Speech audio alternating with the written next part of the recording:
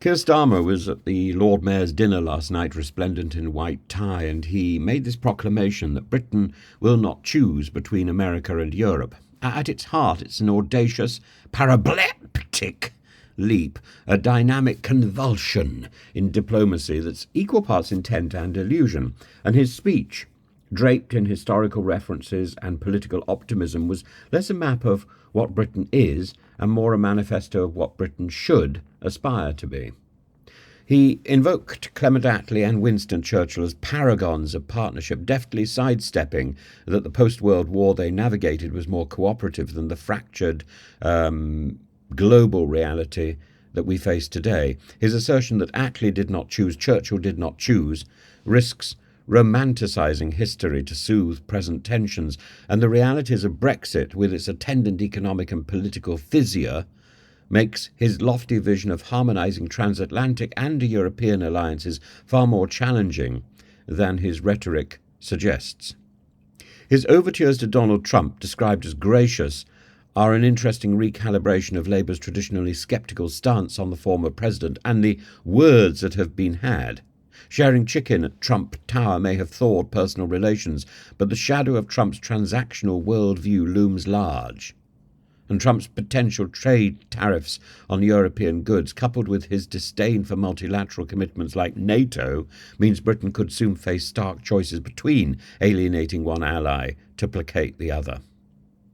Starmer's attempts to charm Trump also seem at odds with Labour's past criticisms.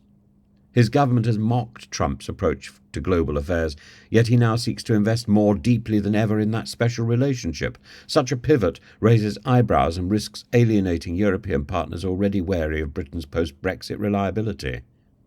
Starmer's promise to rebuild ties with Europe is laudable, if not overdue. But Britain's Brexit legacy complicates matters. The UK's credibility as a reliable partner has been tarnished by Brexit, and the prospect of closer economic ties, let alone a comprehensive reset, faces significant hurdles.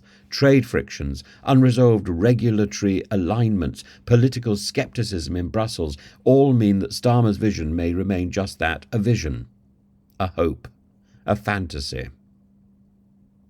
On Ukraine, Starmer struck a note of resolute pragmatism, linking support for Kyiv with Britain's self-interest. His framing of Russia as a desperate aggressor is sharp and reasonable, but the emphasis on supporting Ukraine for as long as it takes sits uneasily with Trump's reported willingness to cut Ukraine loose. This divergence could deepen Britain's diplomatic quandary, particularly if Trump's policies force European nations to reassess their own commitment. Particularly as there are nations on the edge of Europe, Romania and Hungary, for example, that are moving heavily towards political independence on the Ukraine front.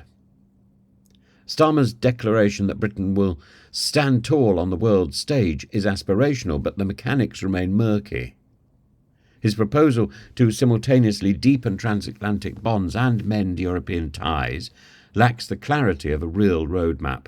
It is at best a promise to do better, at worst a statement detached from the post-Brexit reality where Britain must often punch above its diminished weight.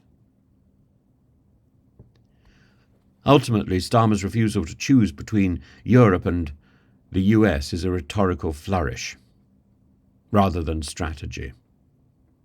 His reliance on historical analogies glosses over the peculiarities of modern politics, where transactional leadership and Brexit-induced barriers make his dual allegiance approach harder to sustain. It's a noble statement of intent. It needs to be applauded as such, but it risks being tested and perhaps dismantled by the cold, hard realities of global politics. As the Guildhall's medieval splendour echoes with Starmer's lofty ambitions, one couldn't help but wonder, is Britain truly back, or is this merely another exercise in political nonsense, where intention and impact remain tantalisingly out of sync? Only time, I think, and Trump's tariffs will tell.